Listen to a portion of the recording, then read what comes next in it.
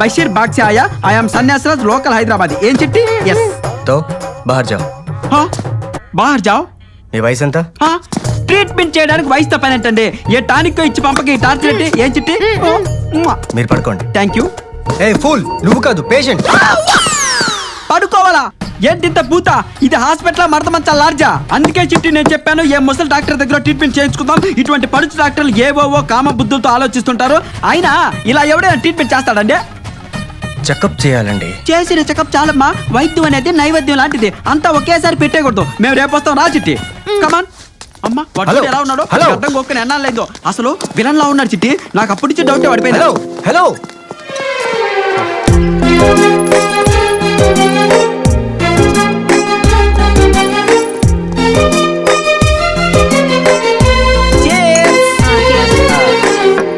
ఒకటి రెండు